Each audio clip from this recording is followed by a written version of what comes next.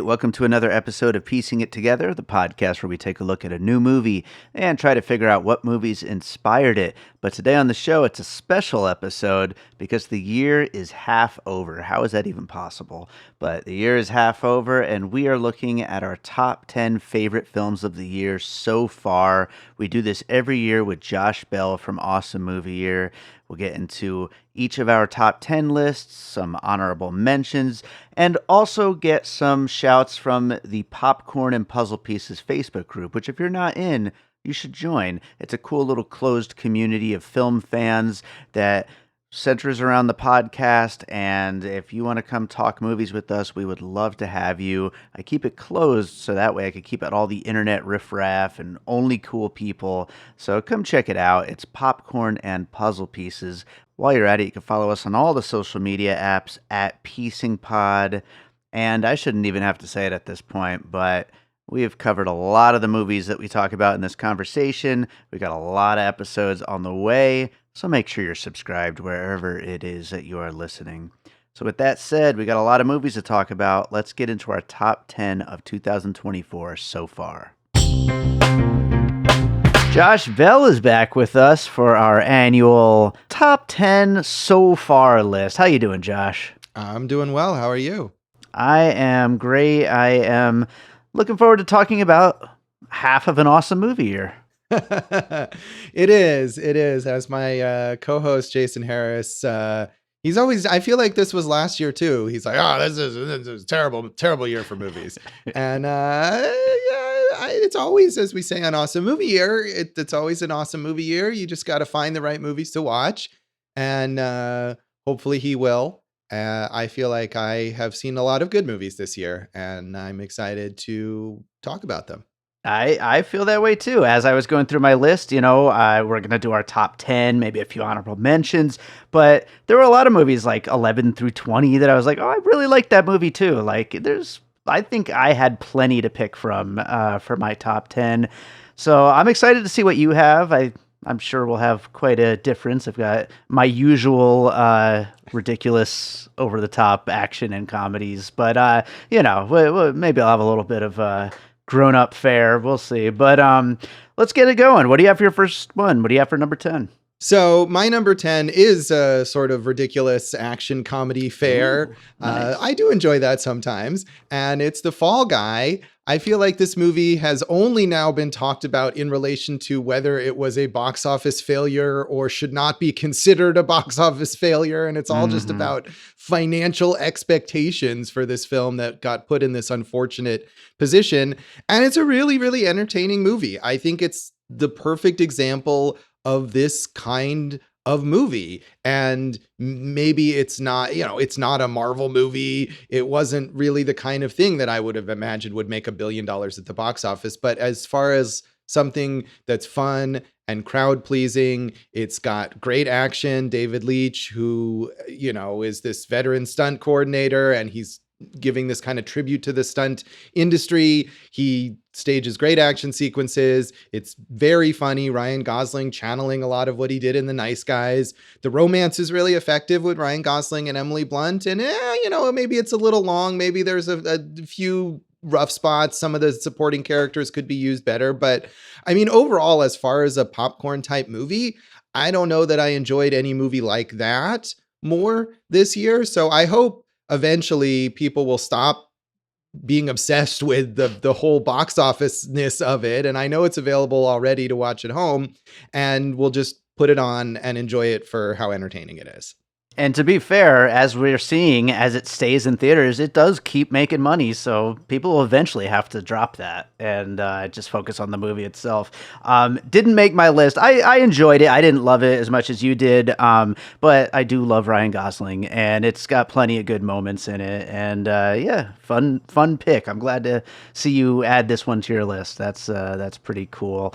I will go with a recent addition. I had a lot of movies that were vying for my number 10 spot, but like I joked already at the beginning, I wanted to at least get like one grown-up movie on my list, and I really, really enjoyed Daddy-O, from directorial debut from Christy Hall, starring Dakota Johnson and Sean Penn. Essentially, alone in a cab just talking about life and sex and the difference between men and women and relationships. And I just think it nails what a movie like that can be. And as simple of a premise as it just is absolutely riveting. The entire runtime, I think it is beautifully shot for, again, a very simple setting. And I love the score of it. And really just everything about it just kind of came together into a perfect version of this kind of a movie. And we're recording this, right before it hits theaters. I'm interested to see how it kind of, connects once it comes out.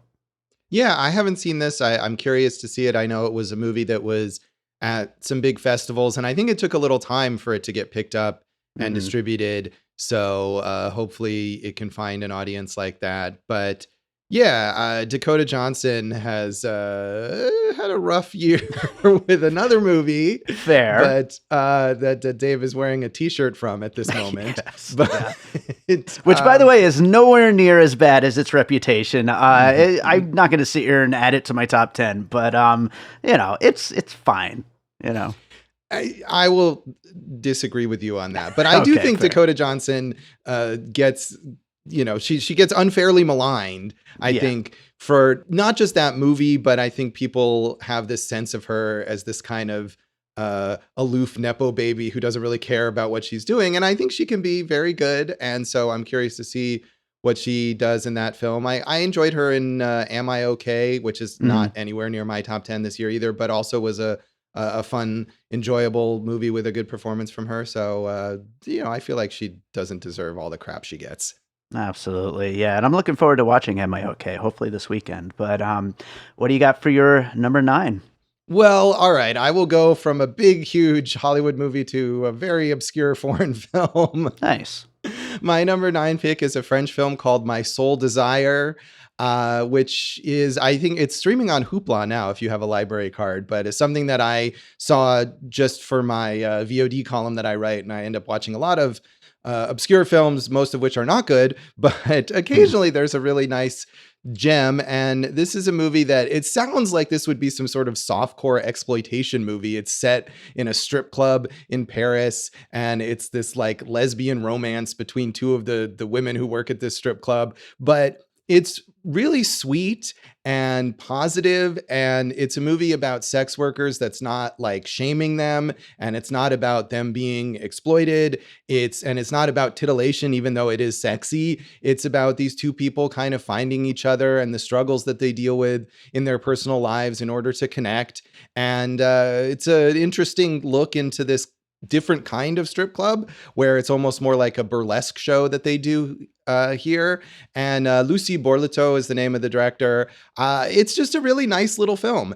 And it was a pleasant surprise because, again, I watched so many of these films for this column, and most of them are just kind of not worth remembering, really. Mhm. And this one has stuck with me. So it's available on demand and on Hoopla as well, called My Soul Desire.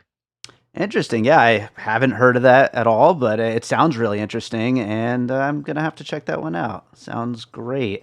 I will go number 9. My early in January number 1 for the year. But there's been some good stuff. It is The Beekeeper from director David Ayer, and what a perfect setup for an over-the-top Jason Statham action movie. This guy's friend, who's this little old lady, gets taken advantage of by a phishing scam organization, and then he just takes down the entire organization single-handedly. It is so dumb. It is so much fun if you're into these kinds of movies. And you'll notice as we go through my list, a lot of the movies I did live shows on this year will end up here because I've just been having so much fun doing those shows.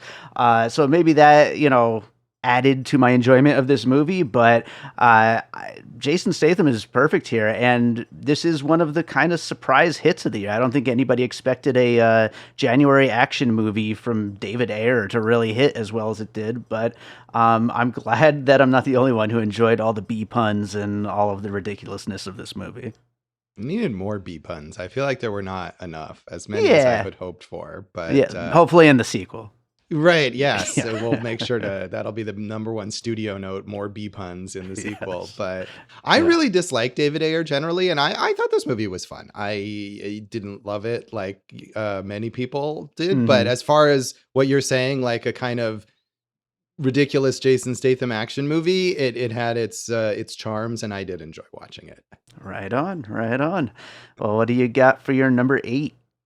So my number 8 is a movie that we talked about here on the old Piecing It Together show. It is Orion in the Dark, the Mm. animated movie written by Charlie Kaufman and produced by DreamWorks. And I just thought this movie was so fun. It was so charming. It's clever, it's funny, and it's the perfect combination to me of the weirdness of Charlie Kaufman and like the family-friendly kid animated movie style of DreamWorks. I know that Kaufman wrote the screenplay a long time ago and they made a lot of changes to it. But in a way, I feel like that's good because they got just enough Charlie Kaufman-ness in this Hmm. movie to make it quirky and original and not just like a cookie cutter kids movie. But at the same time, it does all the things that you want a movie like that to do. And it has a little journey for the main character and it teaches you some life lessons and it's cute. And I feel like this movie, not only did it come out in January, but it came out on Netflix.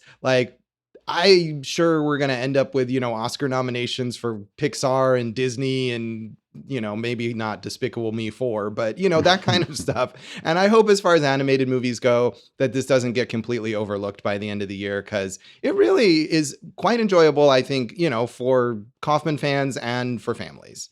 Yeah, absolutely. It's great, and it is a perfect amount of Charlie Kaufman because yeah, you still want it to be this kid friendly kind of silly adventure, but then the fact that it's got all of that neurotic stuff thrown in there as well really just makes it something special and unique, and especially in a year where we just had Inside Out 2, which of course we talked about Inside Out on that episode, and that's going to dominate the conversation. It's good to have something a little bit different like this in there Yeah. as well. And I liked Inside Out too, but I think this is Yeah. honestly better. Yeah, I think so too. Absolutely. I will go for number 8 to Sasquatch Sunset from Nathan and David Zellner. Just an absolutely just gross and weird and ridiculous movie that it's presented almost like a nature documentary where you're just following this family of very horny, very stupid Sasquatches, and it's all beautifully shot, and the effects are amazing. The score is fantastic. It's just everything is put together so well, and then they're just shitting and puking and wanting to fuck each other, and it's just like absolutely ridiculous. Riley Keough is absolutely the standout here. The face she's making through most of this movie, where she's just like, "Oh my god, these men Sasquatches are so stupid," and I would give her an Oscar for this movie. She's so good in it. But you know, definitely this is a not for everyone kind of movie. This is the kind of thing you hear about, like the walkouts and stuff like that at festivals and stuff, and I don't blame them. If you're not in within 10-15 minutes, you are just going to hate it. But I had a great time with it, and it's absolutely the kind of unique movie that we look for.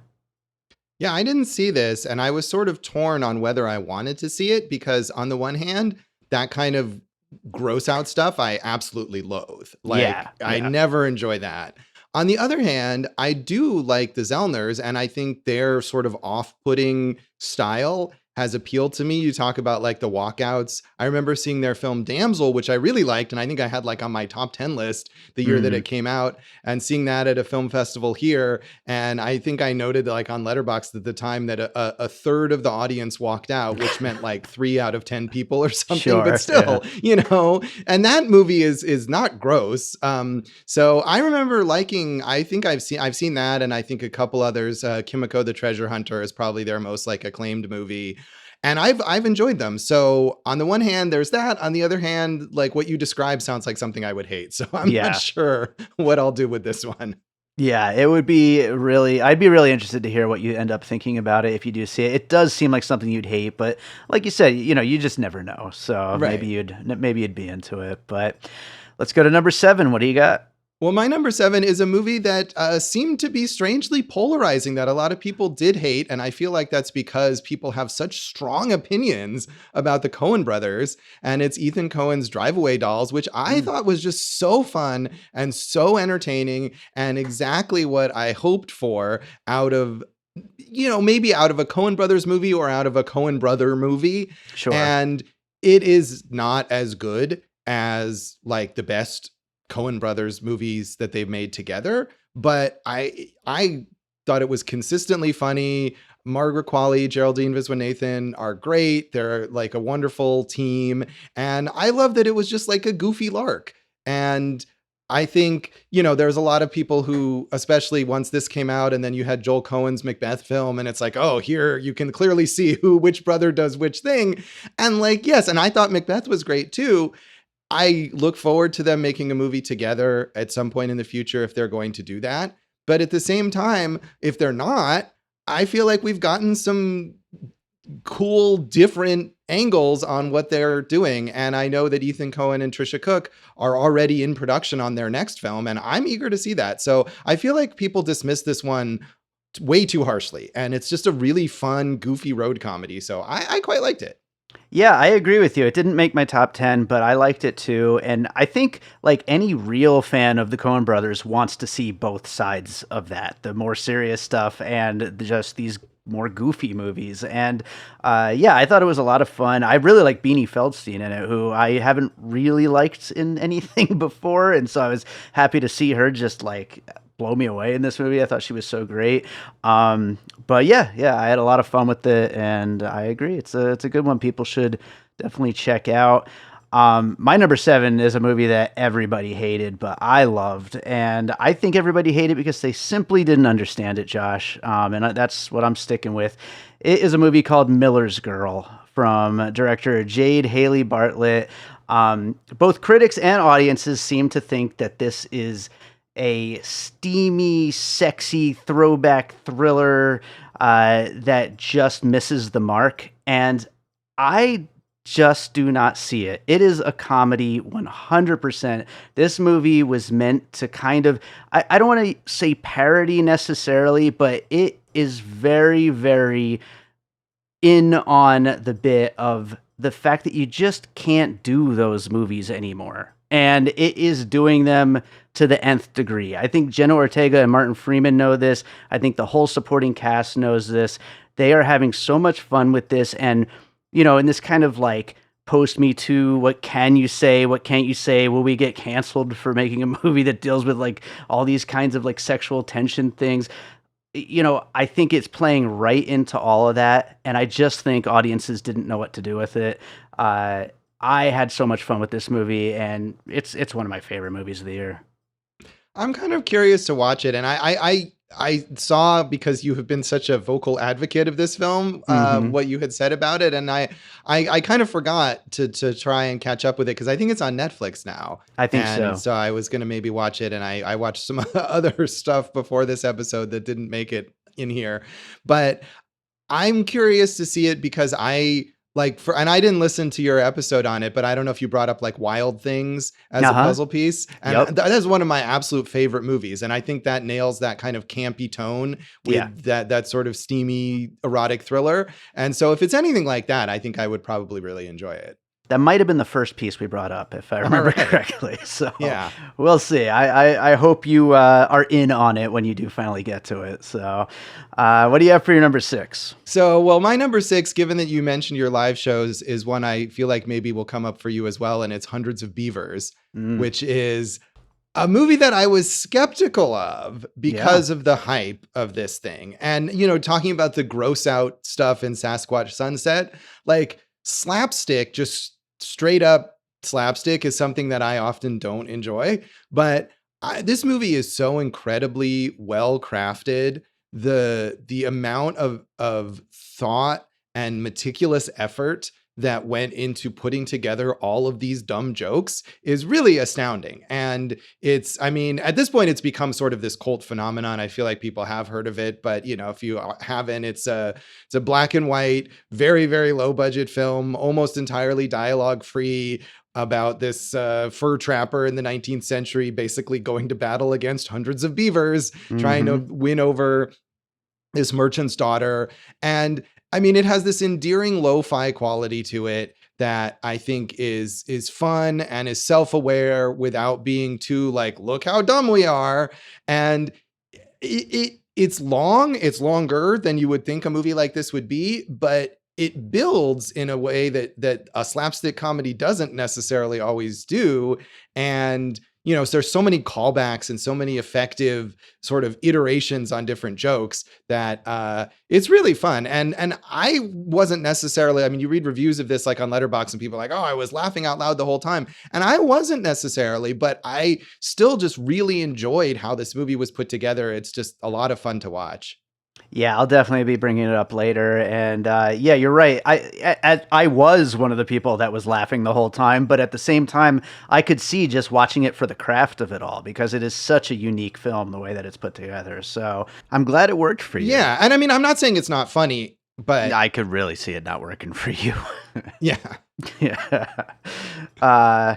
I will go for number 6 to Bad Boys Ride or Die from directors Adil and Bilal, which, God, what a fun summer blockbuster popcorn movie. I mean, they nailed it, and Will Smith and Martin Lawrence absolutely are having such a blast and just really bring it. And obviously Will Smith had a lot riding on this movie and he just nails it. Everybody else in the cast does as well. I think Bad Boys for Life, which of course this one should have been called, but I think that one, it was more of like a transitional piece. Like I think most people would agree it's the least good in the series, and this really just took that as a building block and went right back to Bad Boys 2 era, like just over the top, crazy popcorn movie. Maybe not quite as crazy as Michael Bay, but certainly tries to get in that zone.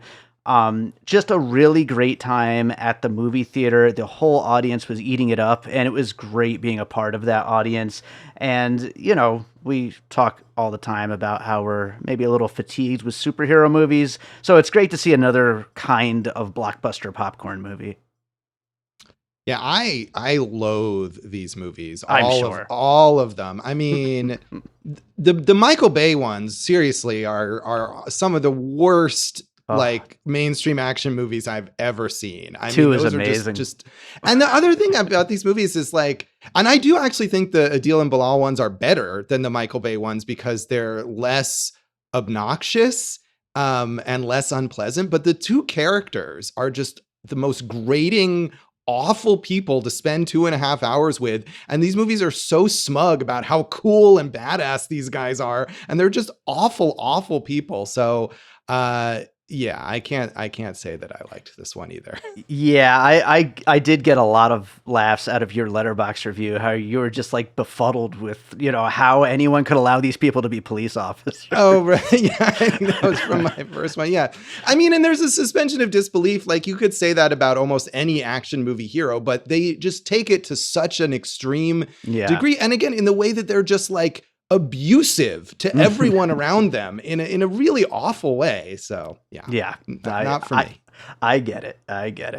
What do you have for number 5? So my number 5 is the documentary Girls State, which is on Apple TV Plus.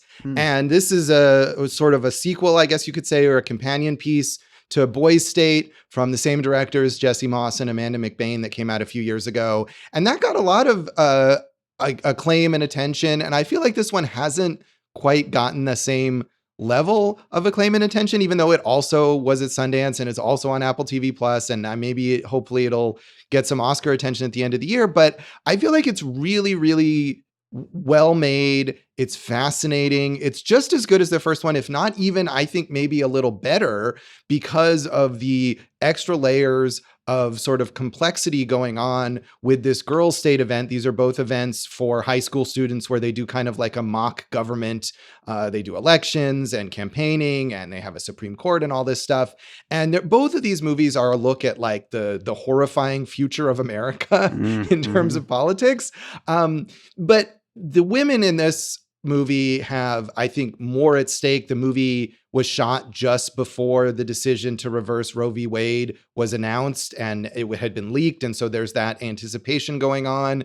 And there's a sliver of greater hope, I think, in this film than there is in Boys State, but it's not trying to sugarcoat anything. And the other thing is it's just really entertaining. Like, there's hundreds of people, participants at this event, and these directors know exactly how to find the girls that you will want to watch, that are compelling, that are interesting people, that are worth spending 90 minutes with. So, I mean, if you think like, oh, this is just going to be some sort of screed about the state of politics or whatever, it's not that at all. It's a really enjoyable movie. And I hope more people check it out. It's on Apple TV Plus. Yeah, I really liked Boys State. We did a crossover piecing it together Bird Road episode with the director of that back in the day. And yeah, I haven't seen this, but if I get to make some time to catch up on some documentaries, it's definitely on the list of ones I want to check out. So I'm glad to hear that it was really good. So my number 5. So this one, it could be a 2024 movie. It could possibly fit 2023, or who knows, because I don't know if and when it's ever getting a normal release, but it is Harmony Korine's Aggro Drift, which, I mean, it's barely even a movie, quite frankly. But God, I just spent the whole movie just like in disbelievement of what I was watching. Like, and kind of, to go back to Sasquatch Sunset, I mean, it's definitely not for everybody. It's definitely bizarre and unique. It uses this strange way of shooting where everything is shot infrared, and the whole movie takes a very like video game like structure to it, where things repeat, and it's almost like repeating levels in a game, or like if you go up to a character in a video game and push the A button and then they talk, and then if you push A again and they say the same thing again, like that happens in this, and characters are just saying the same lines of dialogue over and over, to the point where you're like, what the fuck is going on here? This is basically the Harmony Korine of his last few movies, where he has access to resources, mixed with the Harmony Korine of his early career, where he's much more provocative and antagonizing and experimental. And man, if you're into his kind of stuff, you have to see this when you actually get a chance to. Luckily, it played one night at the Beverly Theater here in Las Vegas, and I got a chance to see it. The whole theater was absolutely eating it up, but most likely that whole theater was Harmony Korine fans. If you're not a fan of his shtick, you're going to absolutely hate it. Josh, I think you will hate it. Yeah, I mean, unlike Sasquatch Sunset, where I'm thinking, maybe it would work, maybe I wouldn't like it, I don't know. No way in hell would I enjoy this film. Yes. And I mean, we did an awesome movie year episode on Spring Breakers, which is one of those movies, as you said, where he has kind of more resources and is considered a more mainstream film. And I don't like any of that stuff. So there's no way I'm going to subject myself to this film. But I'm glad you got to see it. I know how much a fan you are. I know you were considering traveling to LA and going to a strip club to see it. So going to watch this in a strip club? Jesus Christ. What do you got for number 4? My number 4, speaking of sort of confusing release dates, is a movie by a filmmaker whose first film I would have probably had nearly at number 1 on some year, but it was released in this sort of weird liminal space, and I never ended up putting it on any list.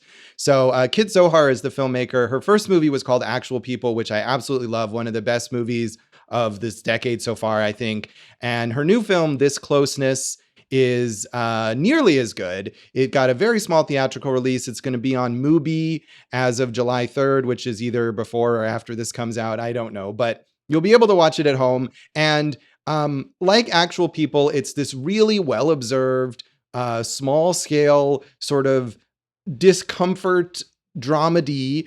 She's very influenced, even though she likes to disavow this, but she's clearly very influenced by Mumblecore, Joe Swanberg and Andrew Bujalski and those kinds of filmmakers, but with this very Gen Z sensibility. And This movie is about a couple who stay in an Airbnb, and it takes place entirely within this one apartment. They're there for the weekend to go to the man's 10-year high school reunion, and they've got issues in their relationship, kind of. And then their host, who is also just there in another bedroom, is this extremely awkward guy. And it's just a lot of uncomfortable, funny, revealing interactions that are all low key. It's no big dramatic blow ups, but very revealing about who these people are, well acted, kind of sensual in a weird, also sometimes uncomfortable way. And I just think she's one of the most talented filmmakers to come along in, the last 10 years or so. And I hope she continues to get to make more films. So This Closeness is the film.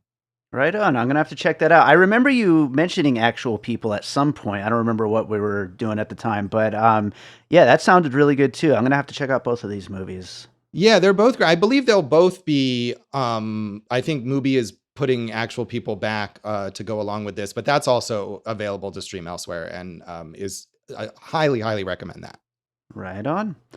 Number four, I'm going with Immaculate from director Michael Mohan.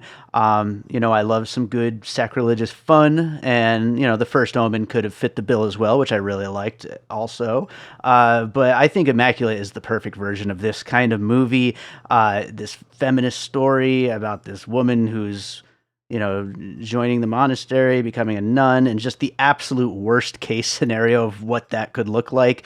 I love how kind of knowing this movie is of the history of horror movies and all the different ways this could go and kind of twisting in on that. I think Sydney Sweeney is great in it, and she of course produced the movie as well, and really was like a champion in getting this thing made. And you could tell she really felt like this would be a huge performance showcase for herself, and she, I think, nails it.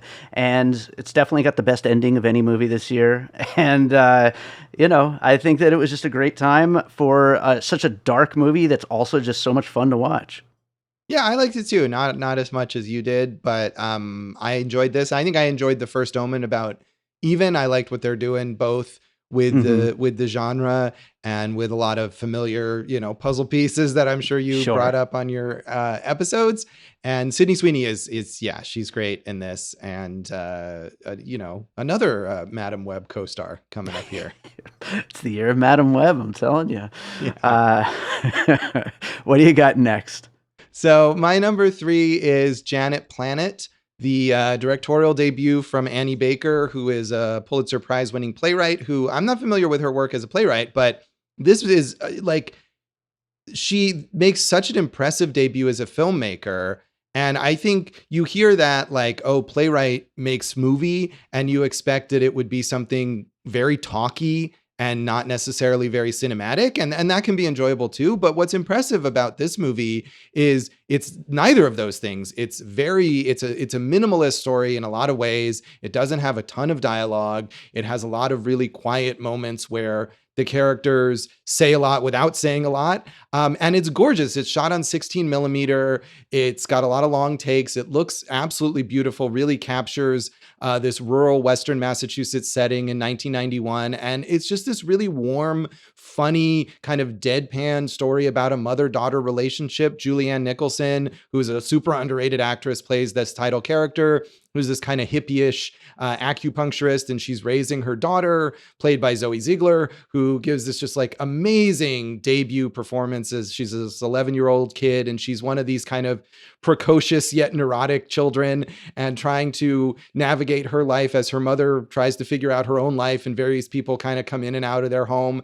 And it's funny, and it's well observed, and it doesn't sugarcoat this relationship, but it doesn't try to turn it into something darker or more conflicted than it is. It's just two people that you really love spending this amount of time with. So I would have watched them for as long as I could have. And this is fantastic. I know it's just opening in theaters here this week, and I'm sure it'll be streaming within a few weeks. And it was just wonderful. Janet Planet. Yeah, that's what I was going to say. I just started seeing reviews about it today because, it's just coming out. So I didn't know much about this one. I'm Looking forward to checking it out. Sounds good. Yeah, very, very good. Next up for me, number three, Hundreds of Beavers. Yes, it is just so much fun, so original and unique, and it's just one of those movies that takes a bit and just keeps nailing it over and over again. You just keep thinking like there's not a way they're going to continue to add more to this, and they just do. And each time it continues to be funny, it continues to be clever and interesting. And we talk about the cinematic experience, the theater experience. It was just so much fun to be a part of that audience, laughing. So glad Downtown Cinemas brought it, where we did our live show. So glad the Beverly Theater brought it out here, and it continues to have these one-off screenings all around the country. I'd love to see it with a theater audience again at some point, but it'll be at home on Blu-ray soon, I believe, and I think it's on streaming as well. I'm sure it would work at home too, but hopefully I get to see it in a theater again sometime. Yeah, I watched it at home by myself. And like I said, I wasn't laughing out loud all that much. And maybe I would have been more so if I was surrounded by an audience, but I still thoroughly, thoroughly enjoyed it. It is also on Hoopla, which is again Yeah, a great service if you have a library card. yeah. And I think too the other thing, you were talking about the video game structure of Aggro Drift, Hmm. which sounded the way that that's handled really awful to me. But this movie has a very video game like Yes. logic, but I feel like they're in a way, not, I don't know, making fun of it or twisting it and subverting it in a way that's humorous. And I, as someone who doesn't really play video games, like I still enjoyed that aspect of it a lot. Oh, absolutely. Yeah, we on the episode and the subsequent interview with director Mike Cheslick, which people should go check out.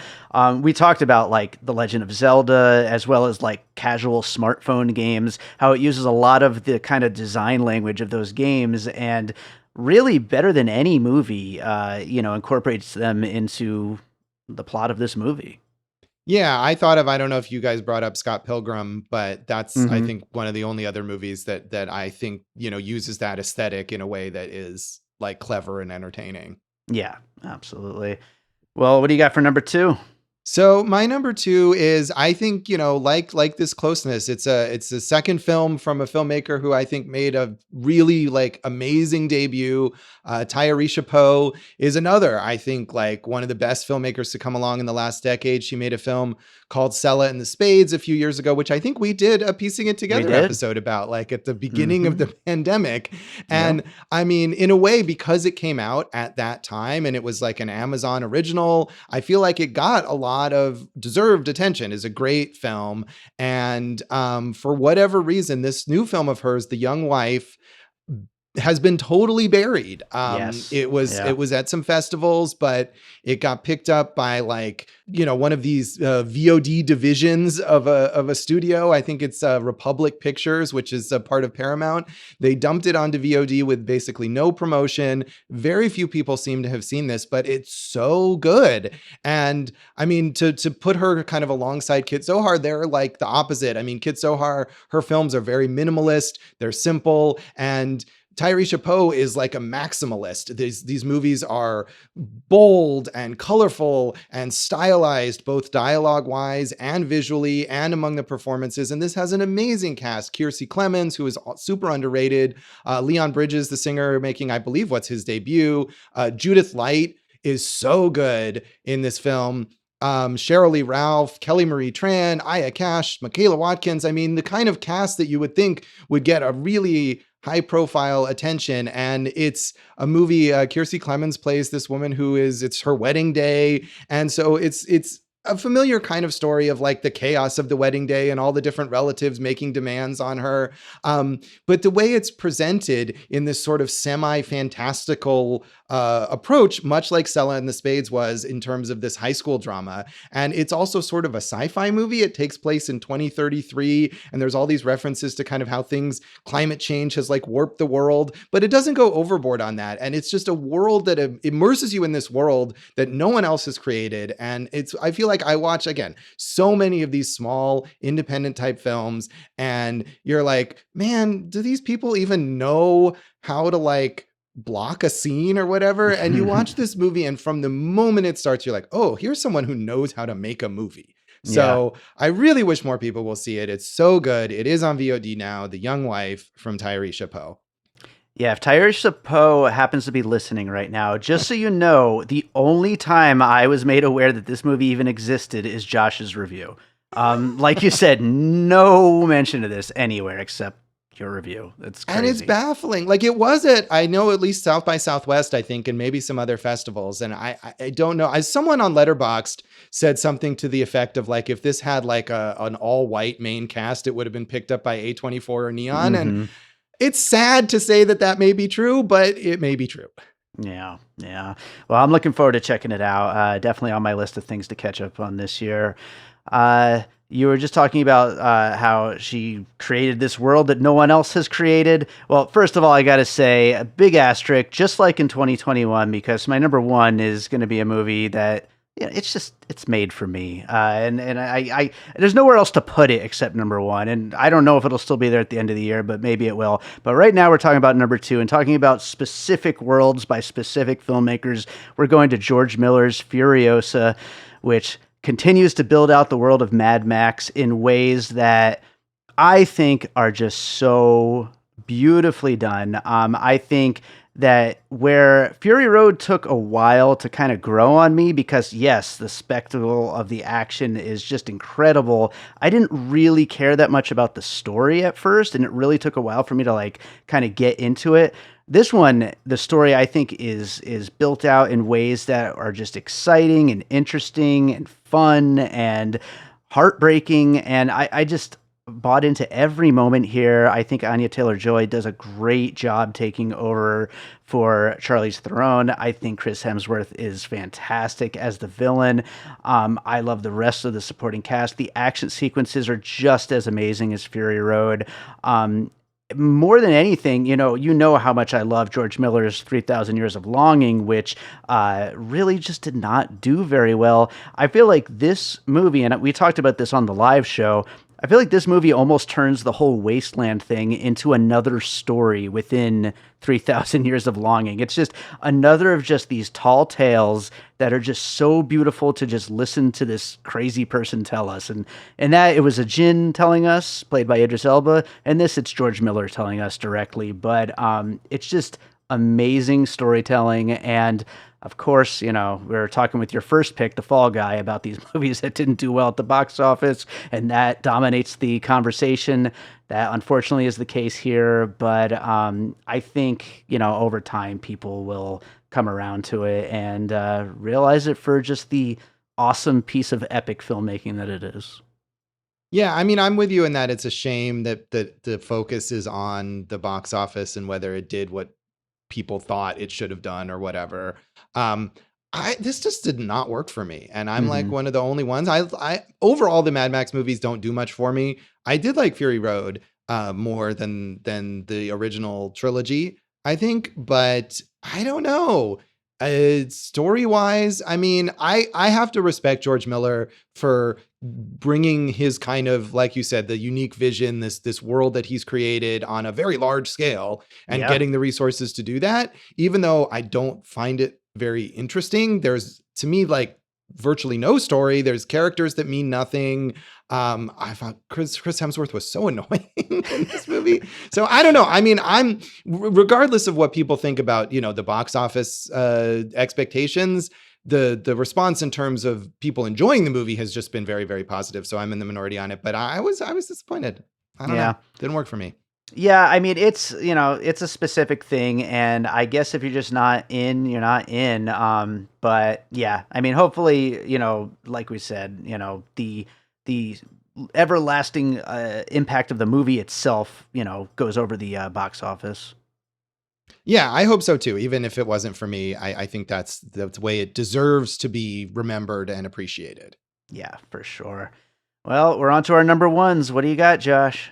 So my number one is Bertrand Bonello's The Beast, which is another movie that really does create not only a unique world, but really like three unique worlds. Is takes place in three different time periods. It's this sort of epic. I guess you could call it a sci-fi story. It takes place partially in the future and partially in the past. And I believe it's in the 18th century in Paris during this weird flood that is a real thing. And partially in, I think it's 2014 in LA. And in all three time periods, there are characters played by Leah Seydoux and George Mackay who are sort of bound by fate to be together, not necessarily romantically, but to connect with each other. And it's sort of beautiful and haunting and mysterious. I couldn't tell you like the plot of this movie per se, even though, I mean, each individual segment does have a plot. The segment in the past is sort of the most straightforward, about a romance between this woman who's married and a man that she meets and is drawn to, and they're just sort of, forbidden connection that ends up in tragedy. And in the future story, it's a post-apocalypse of some kind, and there's like AIs that are seemingly rule the world, and she's going through this process that is supposed to remove emotions, and in that process it kind of sends her back into these past lives. And in 2014, she's this aspiring actress who's house sitting in this giant house in Hollywood and is being stalked by the George Mackay character, who has references to kind of lone shooters and incels. And this sounds like it would be a disaster, but Bonello brings this all together thematically. All the versions of the characters are so compelling. The acting is so great, especially Leah Seydoux is just fantastic in this movie. It looks wonderful. So it's the kind of movie that, again, coming out of it, I was like, I don't know if I can explain this. I had to write a review of it, and I'm like, I don't know what to say here to get people to watch it, but it was just beautiful and affecting. And it was at a ton of festivals last year, and it got a lot of acclaim and momentum leading up. But it also is the kind of thing that I read just as many people like, what the fuck is this? I hated it. So either way, though, it's something you'll remember watching. Yeah, this is like pretty much towards the top of my like movies that I want to catch up on that I haven't been able to see yet. I'm really looking forward to it. Glad to hear it worked so well for you. It sounds fascinating. It definitely sounds like something I would like. So I am looking forward to checking it out. I'm going to go with a different kind of beast. How's that for a transition? Yeah, like I said, big asterisk, but my number one is Godzilla X Kong, or Godzilla Kong, as it's supposed to be pronounced. The New Empire, directed by Adam Wingard. And yeah, I mean, honestly, Furiosa is like my favorite movie of the year, but this movie is such a blast to me. I had so much fun with it. It's exactly what I wanted out of a sequel to Godzilla vs. Kong. And it's just, I forget about the movie itself. Picture me just cackling for like 2 hours as Kong uses Baby Kong as nunchucks, as the two of them just like bicker and fight, and then Godzilla suplexes King Kong. I mean, it's so ridiculous. It is just a pure amusement park ride, and I had such a blast with it, and I'm so happy it exists. I have no idea where it will end up as we get to our actual end of the year top 10, because like I said, does it belong in my number one spot? Not really, but I just don't know where to put it. It's not my second favorite movie. It's not my fifth favorite movie. It's just something I truly, truly love, and I figured right now, why not put it in number one? All right. I'm trying to think of what they could do in a King Kong movie that you would not like. It would be hard to imagine, honestly. He's just so lovable. I guess. I mean, I can't say that I enjoyed this. I mean, I feel like I'm the opposite, where my favorite of this sort of MonsterVerse franchise or whatever that they've been making Godzilla and Kong into is the original, the 2014 Godzilla from Gareth Edwards, where Godzilla is off screen most of the time, and it's about like atmosphere and dread. And I'm like, yeah, that's what I'm about. Versus just like pieces of CGI wailing on each other that I just don't care about at all. I did find Dan Stevens amusing in this movie, I will say. Yeah, he's very fun. He's having a great year between that and Abigail. But yeah, did you like this more or less than Godzilla vs. Kong? I mean, same. I guess. Okay, I don't know. fair, It's hard to say. Like, fair. I barely, like, they make so little of an impression on me. I'm not sure I could tell you what even happened in Godzilla versus Kong. Yeah. Um, there are fewer human storylines, I guess, in this one. I don't know if that's good or not. Like, I mean, I want there to be interesting human storylines, but if they're not going to be interesting, I guess it's better that there's not as much of them. See, you're getting it. You're getting it, Josh. But just again, I think I go back to the idea of like I don't need to see just like the two CGI things pounding each other. That this is not interesting as far as like cinema. I don't think. Yeah, yeah, I understand it. I understand it. God, do I love it? Do Yeah. I love it? I'm glad you're taking pleasure in life there, Yes, Dave. that's right. This is where I have my fun, you know. Yeah. But yeah, let's get into some honorable mentions. What do you got? Anything specific you wanted to shout out? Yeah, I was going to mention a few things. I mean, on the Hollywood blockbuster, and I'm sort of surprised that this didn't come up, but Dune 2 or Dune Yeah. Part 2 rather. Um, and I saw this at the drive-in, which is where I see most theatrical releases, and I feel like maybe the picture wasn't sharp enough for me to appreciate all the grandeur of this Mm-hmm. movie as I did the first one. And so it perhaps deserves another watch for me. But I still was really impressed with the scope, the look, the performances, everything that Denis Villeneuve does in these films. So that I liked. Infested, the Oh spider yeah. horror movie that's on Shudder, is super, super fun and like really, really creepy and unsettling and exactly what you want out of a movie about killer spiders, I Mm-hmm. think. So very Yeah. fun to watch. And last, a movie that I feel like is another one of these that's been very underrated and gotten little attention is Jake Johnson's Self-Reliance. Mm.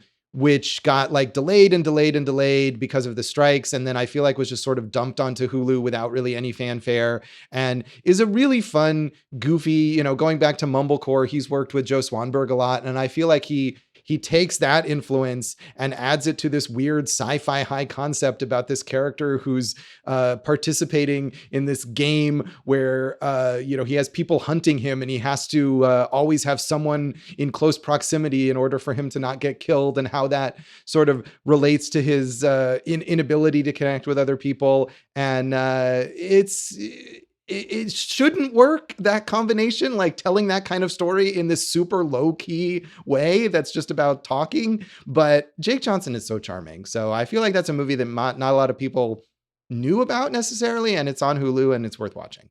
Yeah, I want to check that out one of these days for sure. And yeah, I really liked Infested. And as we talked about on our episodes, I did not like the first Dune, but I really liked part two. I felt like it kind of did everything better. Like it was more interesting, it was more exciting, more fun. Like the first one has zero fun to it. I had a good time with it. I really did like it.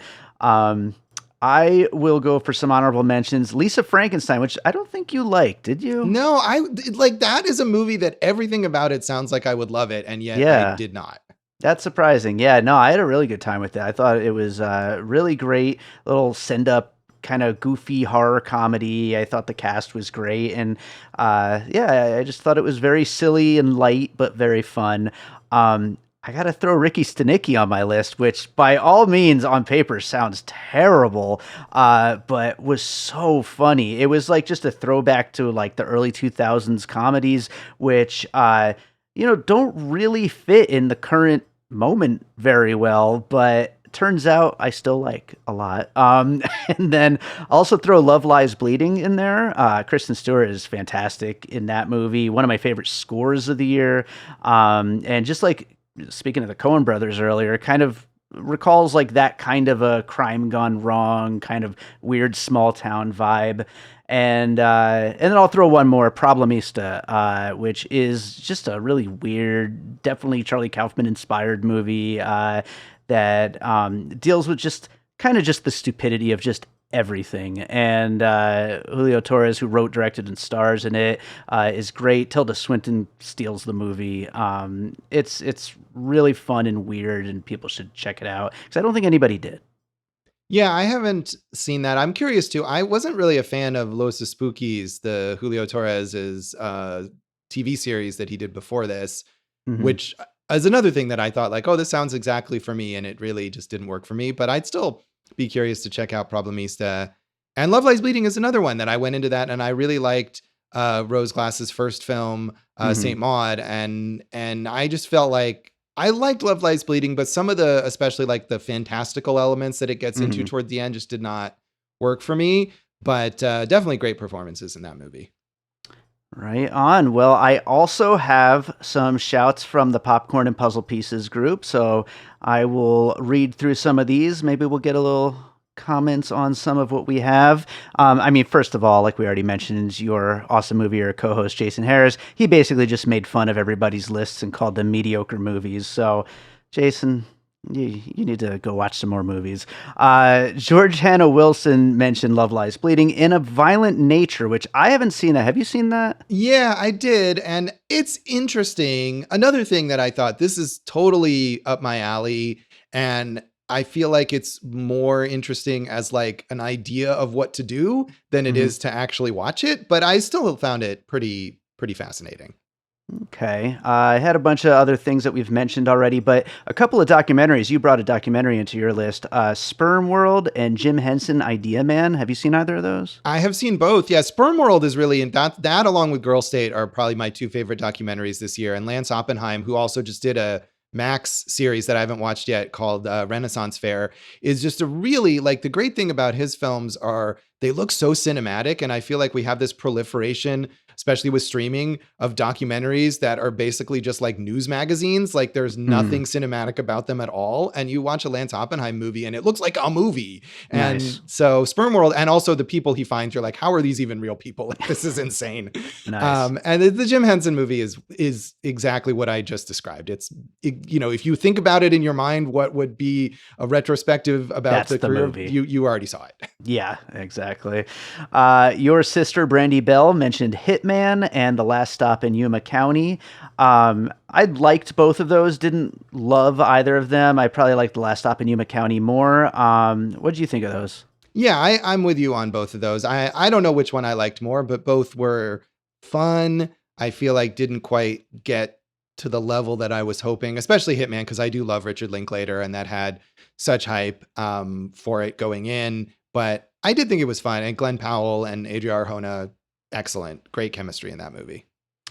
Matt Stillman mentioned a bunch of stuff we talked about, but then the Bike Riders, which me and Jason Harris just recorded an episode on. I was a little let down by it, but overall I liked it. The Book of Clarence, which I know was just critically destroyed, but a Mhm. few people in the group mentioned it. And then I saw the TV Glow, which we haven't mentioned yet, which I actually liked. I did not like Jane Schoenbrun's previous film. We're all going to the World's Fair, so I was happy to be like, oh, I like this one. Yeah, I still haven't seen it, and I know it's one of the most acclaimed movies this year, and I'm sure I will catch up with it. But I too didn't really care for We're All Going to the World's Fair, so I wasn't as I didn't have as much motivation like I have to watch this one. But I'm sure that I will. And the Book of Clarence is, I think it's not entirely surprising that you said that people mentioned it because I didn't think it worked at all. But it's one of those movies that's like really going for it. Mm. And, you have to admire the audacity. And movies like that are going to speak to people. And it's the kind of thing that if you like it, if it works, then you're probably going to really, really be into it. I wonder. I haven't seen it yet. I I'm not might sure have if to it's for catch it. you, but I maybe it just might be. We will see.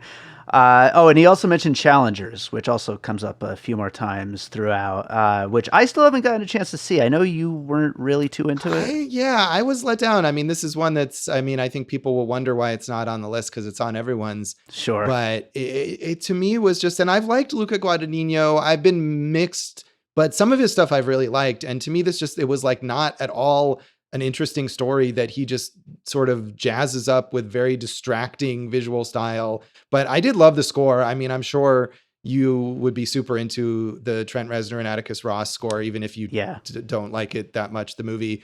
But I love the score, and the song, the credit song that they write is like my probably number one best original song this year. I've listened Nice. to that multiple times, but I would not watch the movie again. Fair enough. Paul Hibbard mentioned Evil Does Not Exist, which I have not seen yet. I know a lot of horror people were into that. No, that's not a horror movie. Oh, it's not? Then what am I No, thinking that's of? the Ryuichi Hamasuki who directed Drive My Car. Oh, that's that. I was thinking of In a Violent Nature, the one that George Hannah Wilson mentioned earlier. Okay, yeah, so this is the guy that made Drive My Car. That's right. Yeah, and I did see this, and it starts out like to me, I liked this kind of meditative character interaction element of it. And then it also, I think, like Love Lies Bleeding, gets into this sort of weird metaphysical, magical realist aspect as toward the end that I found very confusing and I didn't really think worked. But a lot of the stuff, again, the small scale character interactions, I think if you like Drive My Car, you'll enjoy that aspect of it as well. And it also has a great score. It looks beautiful. Mm, So yeah, I was a little let down, but I still think it's worth seeing. right on, right on. William Real mentioned a bunch of stuff we've talked about. Also, Late Night with the Devil, which I enjoyed, and Abigail, which we kind of mentioned in passing. But yeah, a lot of the other things that we've also been talking about. Joe Black always brings some interesting things to our lists. He mentioned Dog Man, the new Luc Besson film, which I actually really liked as well. I'm with Joe on that one. Ghostbusters Frozen Empire, I am not with Joe Oh, on. no, no, no, no. Yeah, I did not like that at all. Pool Man, which, as you know, I was very much looking forward to and is definitely in my top 20. It didn't make my top 10, but I did enjoy it quite a bit. Also mentioned the Roadhouse remake, which I also had fun with, but not even in my top 20, but I certainly had fun with it. Yeah, I haven't seen, I think, other than Ghostbusters, which I definitely did not care for. I don't know that I've uh, seen those, but yeah, you're right. Joe, one thing about Joe is that he will always bring up movies that other people do not for various reasons. Various reasons, indeed. Jennifer Howell brought up, we already talked Hitman, The Idea of You, Michael Showalter's Anne Hathaway rom-com, music rom-com. I mentioned this before on the show, but I haven't actually gotten a chance to sit down and watch it, but I heard it in wax tracks while my dad was watching it, and it sounded cute. Yeah, it's cute. Cute is the right word for it. I was hoping it would be more, maybe, I don't know about cuter, but funnier, Mm. more affecting. I like the idea of the movie, and I just think it didn't quite come together for me. All right, all right. Pete Abeda mentioned, let's see here, a bunch of stuff we talked about, but also Land of Bad, the Russell Crowe movie, which I really want to see. I've heard some people say, for like this current era of kind of, B movie stuff that he's been in, that it's actually really good. So I want to watch that. And also Spaceman, the Adam Sandler movie, which I did watch and didn't really like too much. Yeah, I didn't like Spaceman either, and I didn't like Land of Bad, although it did get some surprisingly good reviews. And Russell Crowe is fun in it. I mean, it's definitely a like, who cares about this movie? So I'm just gonna have fun with this role kind of performance, and that's okay. Right on. Derek Murray, who was just on my Daddy-O episode, and he included that on his list. He also had a few things that we have not talked about yet. He mentioned Lost Ladies, Femme, and The Contestant and The Coffee Table. I haven't seen either of those four. Have you seen any of those? No, I haven't seen any of those, but actually a bunch there. I mean, I'm not familiar with what Lost Ladies is, but Femme and The Coffee Table are both ones that I think have been on my list that I would want to check out. And The Coffee Table, I hadn't read. It's one of these movies that I feel like I probably don't want to learn too much about because all the reviews are like, oh my God, this is so crazy. And it's also one of those movies that is either like, this was the craziest, most intense, messed up thing I've ever seen, or like, this is the dumbest, like provocative bullshit I've ever seen. And so Yeah. that's the kind of movie you want to check out, right? So I would like to watch it. Yeah, that definitely sounds good to me. So, yeah, that is the end of our list from the Popcorn and Puzzle Pieces group. As always, we appreciate all of those submissions. And yeah, that does it for this episode. So, Josh, tell us what you got going on. What's going on with Awesome Movie here, and what else are you up to?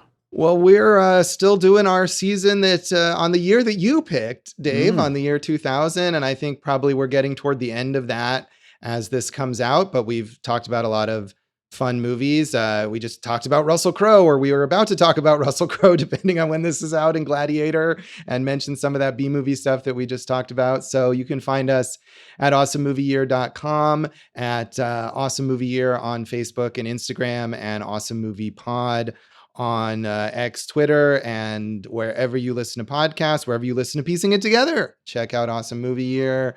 You can find some old things from me at joshbellhateseverything.com. I am on social media on Facebook at Josh Bell Hates Everything, at Signal Bleed on X, Twitter, and on Blue Sky, and on Letterboxd as well. And if you're in Vegas, you can see me on KTNV Channel 13, 11 a.m. on Fridays. Right on. Well, Josh, always fun doing these with you, and look forward to getting you back again sometime soon. Yeah, looking forward to it. All right, so I hope you enjoyed that conversation about our top 10 favorite films of 2024 so far. Thank you to Josh Bell for joining me on that one. Thank you to all of you for listening.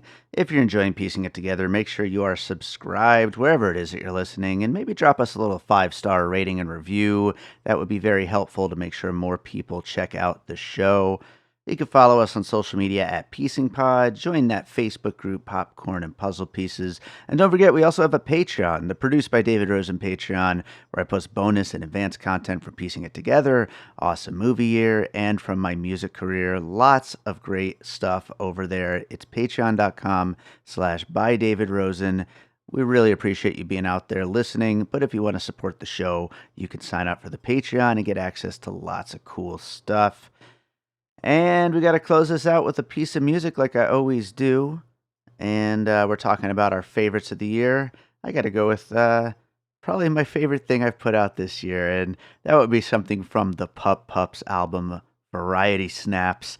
God, what song do I play, though? I love every song on this album. It's just so ridiculous. This, for anyone who doesn't know, is my kind of comedy novelty album of songs about my pets. And it is just absolutely ridiculous, and I love it so much. And I'm actually working on another album of this stuff that will be out soon. But I'm going to go with the track called He's Doing Great, which is about our 16-and-a-half-year-old boy, Harvey. And you know what? He's got a lot of health issues, but he's doing great. So this is He's Doing Great off of the Pup Pups Variety Snaps, probably my favorite of the year so far, although I've got a lot of music coming out, so keep an eye out for all that. We will be back with more Piecing It Together real soon. Heart condition, lots of pills, sneak 'em in his kibble during every meal. One day it'll happen, it is everyone's fate, but for now, he's doing great.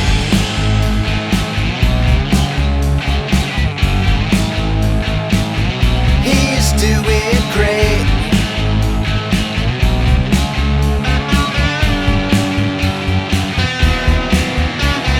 Cloudy eyes, can't hear nothing. If I told you all my ailments, you'd think I was bluffing. One day it'll happen, it is everyone's fate, but for now, I'm doing great.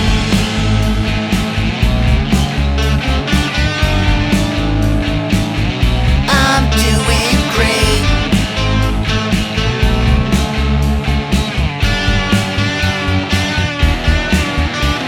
Syncopal episodes are really scary. When you're near the edge of the couch, sometimes that's also scary. Honestly, every day is just a little bit scary. One day it'll happen, it is everyone's fate, but for now, he's doing great.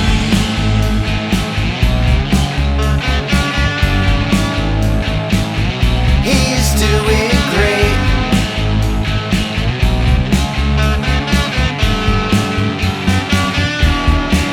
I may be old, but look at all the fun I'm having. I'm still giving kisses and my tail is wagging. One day it'll happen, it is everyone's fate, but for now,